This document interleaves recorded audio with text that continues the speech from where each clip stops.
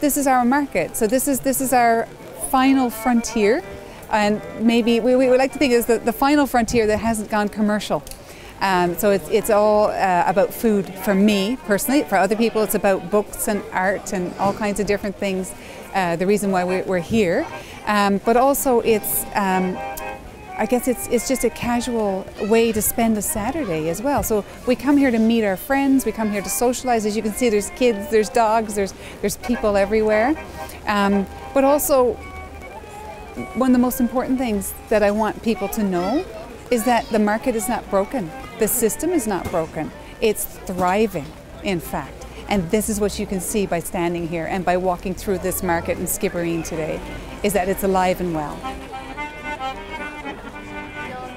People that are standing here day in and day out every Saturday of the year are people that are international awards winners, and everything from their chocolates to their cheeses to their artists. You know, their art is out there, and they're around the world and they're known globally, some of these people, and their products. So we have a lot of people that get their start here. We have people studying with mobile catering that have restaurants in town, and they come out to the people.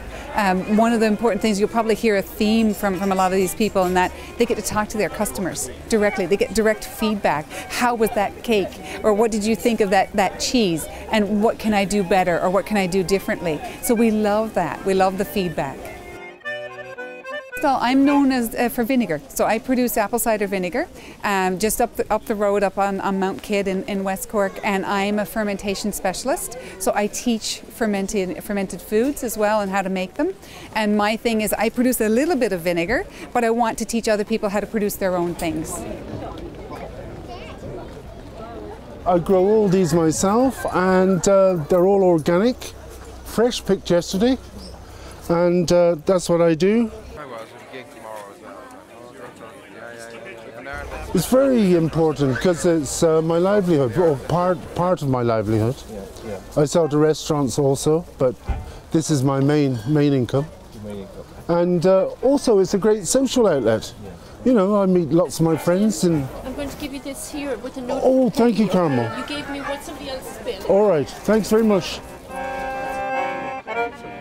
I'm here for 8 o'clock in the morning to set up, and well, today, for instance, it's not very good. There's not very many people around, and there's also not many stall holders. But in the summer, yes, the car park is full with stall holders. Some Saturdays there's about 140 stalls. Yeah, and it's very, very busy. It's very busy.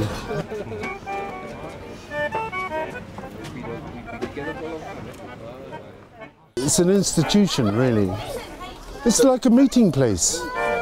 People can sit and have coffee and talk and buy most of their fresh vegetables and meats and all the other products.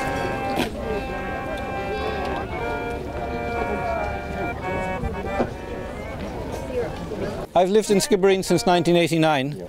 And I think the market is one of the most important cultural facets of Skibbereen since I've lived here. It's become a thriving community, and if you look around here today, you can actually see that it's actually a ground-up movement of people, and it creates, for the cultural good of Skibbereen, it's one of the most, as I said, one of the most important things that's happened. I actually happened, coincidentally, to be looking in the archives yesterday, and I found a piece from the Times of 1770 which was granting market rights to Skibbereen for 2 markets a week from 1770. So there has been a long continuous market in Skibbereen. Obviously the regulations have changed and there are different regulations in place now, but I think it's very important, not just for Skibbereen but for the whole country, that markets, they're part of the culture. And I think I go to France quite regularly. The first thing you look for in France is, where is the market? You go to Bordeaux, there's been a market for 1,000 years and people go there and use it. This market started very small. I started coming here from day one, and it's part of my life now. And you can just see over the years how it has grown and how important it has become. It's become a focal point. The old farmers who are my neighbours, instead of the mart, they come in here, have a chat, people have a coffee, and so it is just integral to the town. Well, I grew up in the family business. I'm the 5th generation on the farm. Cheese has been made since I was 3 years old, and the market. When I first started my own side of the business with that, which was making the cured meats, we started up. Helped as probably one of the people to come here and get the Skibbereen market going again. And Skibbereen market has been probably one of my favourite markets of all the ones we attend, and largely that's from both the customers and the fellow stallholders. There's the placement, the day of the week, but the absolute unique element of this market is something quite special. The variety, the choice, but I suppose it's more the people and the character and the feel you have here. I think that really you can do your entire week's shop here. There is everything from the best value to actually the most original and on the same side of things, you get food from people. The fish comes straight from a day boat. The veg are from people growing it themselves, or sourcing in organic, or rearing, or growing their own meats, or in our case, the salamis and the cheeses. So I think there's a great variety of things to eat, things to buy, but also the social aspect of this market is something special. I suppose Skibbereen as a business entity itself, I mean, I started off with just farmers markets. It helped me with product development. It helped me put money in the ass pocket and sort of help it grow naturally. We also have distributors and we sell direct to a lot of people around the country. But the farmers market is still one of the most important parts for us because it's direct feedback. It's that element of getting to know people and getting the results, but the emotional thing as well. If you make something, you know you're doing it right. And for my staff who help me at the market as well, they also get to hear from people about the food they're making. Now, to answer your question about all the markets in the country, every market I've been to in Ireland is different. You have markets, I mean, the ones we attend are Bantry, Skibbereen, Skull and Mahon Point. Yeah. So we can do 4 markets a week. You could do a market every day of the week if it was a business to do that.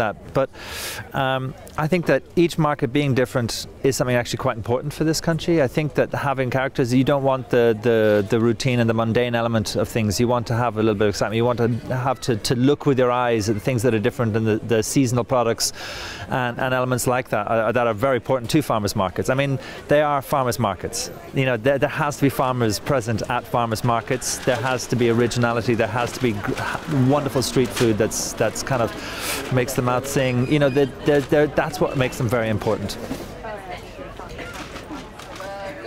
One thing you'll find about the Irish in many kind of ways is that they can be wonderfully kind and generous and things like that. They're also quite original sometimes. I find that if you look in a shopping basket, it's a staple, a staple, a staple, and then something they've never had before. So there's a curiosity. But if they don't like something, they might not tell you. You know, I think that the wonderful truth nearly always comes from a child. A child will reach over, try something. He'll either spit it out or he'll drag his parents to get it again. And I mean, some of our best sellers and main things have actually come from parents or being brought back to fill school lunches or do things like that. The truth of a child is quite important. But over time, as you get to know customers better, you get wonderful feedback. And I think that, I suppose, my world of charcuterie and the curing of meats, it's an international thing. So there's lots of French, there's Germans, there's Spanish, there's people from all over the world, and they bring their culture with them.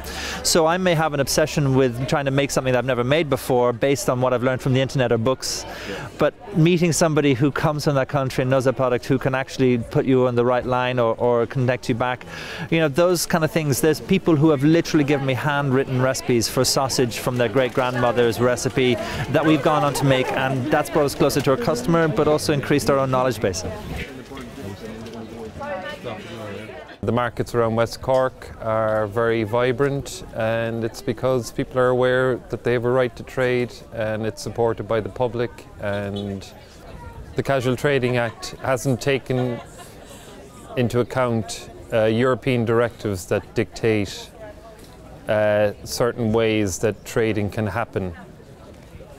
And it relates directly to markets. So any bylaws that emanate from the Casual Trading Act are going to be flawed because this EU directive that was being brought in and signed into law isn't really recognised by the Casual Trading Act. So it's actually the Casual Trading Act is flawed. So unfortunately, the only people who can actually seem to be able to bring that to the attention of the councils that are enacting bylaws and all this, it's down to us, it appears, because nobody else seems to be paying that much attention. But we'll make sure people do pay attention to it. Any member of the public who has any idea that perhaps they want to change direction in life and they want to try a new food product or try new ideas or just sell stuff that they might have at home, like, people have the right, and it's written into the charters of nearly every town in Ireland, and I have copies of the ones from Clonakilty and various things where the right is enshrined. It's never been extinguished, and it can't be extinguished unless it's replaced by something as good or better. So everyone has the right to trade. Plus it's a different business model, but it's a business nonetheless, and the business model is a lot more to do with community, fair trade, all the kind of things that I think are missing from a kind of a consumer shopping type experience that people are used to, or, you know, things like, you know, high street chains and supermarkets and all that. It's a different experience, so, and it needs to, it's a right that we have, and we are not going to let that right slip slightly or go completely. It's going to remain, and there's an awful lot of people who are politicised around West Cork, particularly about that issue. I suppose you could call it activism, but if it's a right that it exists, I suppose we're protecting our rights. I think when people think of activism, they think more of a militant type bent, but there's going to be no windows smashed or anything. It's a lovely little battle we'll have, and, you know, it's going to be through words and deeds, you know, laws and stuff like that. So we just have to work together to get this through. So.